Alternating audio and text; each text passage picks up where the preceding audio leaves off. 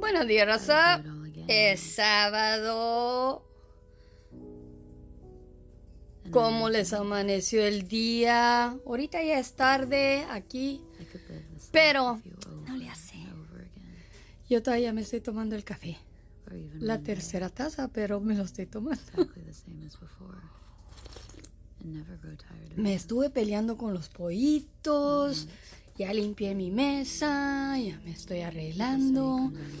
Y al rato me voy con mis hermanas por ahí.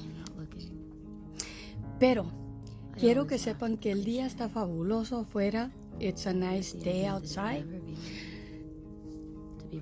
Good morning, everybody, or good afternoon. It's 2:30 in the afternoon here. And as y'all can see, I'm having a bad hair day. But that's okay, my hair will do this until I cut it. It just puffs up. I don't do nothing to my hair. It's a fabulous Saturday outside. It's nice. It's kind of warm, not hot yet. I think because of the rain that we had, it kind of cooled the temperatures down, thank goodness. But I'm here, sitting here, just laughing at everything that's going on this week. Quiero cafecear con ustedes. I want to gossip with you guys, but sometimes it's hard to gossip because people get offended when you gossip, even if it's the truth. They want to act offended. There is so many cousins of Mother Teresa of Calcutta out there. And, well, sometimes they don't like it when you tell them, you got the wrong Mexican. I might not go to church now, but I was raised in the pews of the Pentecostal church. So, reading the Bible came in first, then reading other books. When I was growing up, I used to spend time with my daddy, and he had a reference to anything that you wanted to reference in the Bible, and it would give you back and forth verses. Because why? The Bible doesn't contradict itself, and it doesn't matter who's out there saying that it does. Once we grow up, we make our own mind about what we're going to do, if we're going to go to church or if we're not going to go to church. But you need to realize one thing. Let me see if I got my English Bible right here.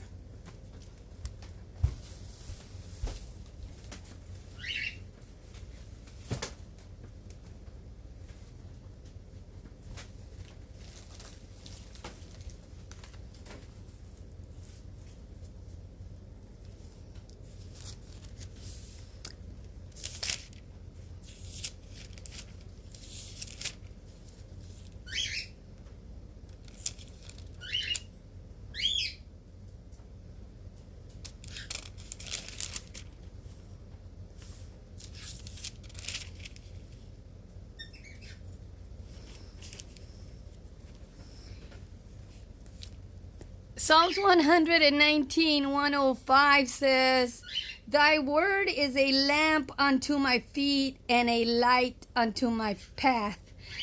And it's like, you need to tell these people, you know, when you're raised in a Pentecostal church and the Bible is what you read, of course, thy word is a light unto my path. Because there is nothing that I have read in the Bible that I have forgotten.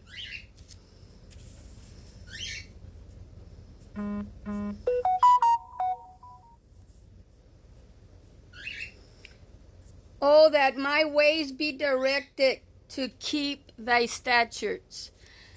You know, it doesn't matter what you do out there or what you think that comes out of my mouth, you know, as bad. It's what's in your heart that's gonna count with God. And when you have to defend yourself, unfortunately, you have to use harsh words that people don't like. And even if they don't like to hear it, too bad. Yesterday we were reading on Job. Job is the book right before Psalms. And Job 1 tells a story about Satan. And the reason that story came up is because some people seem to think that they can go out of the country, out of the United States, to do witchcraft on people, and that it's going to work. First of all, why waste the money? There's a lot of herb selling places, candle selling places, and the people that work in those places here in the United States know how to do witchcraft. That's why they're there. So why do you have to go all the way outside of the country to do evil? But one of the things that always has caught my eye on the book of Job, the first chapter, is how God and his angels were having a meeting. And the devil shows up.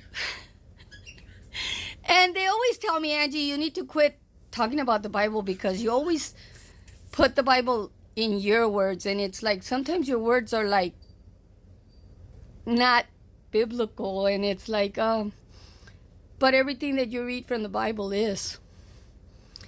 And on chapter 1, verse 7, it says, "And the Lord said unto Satan, Whence cometh thou?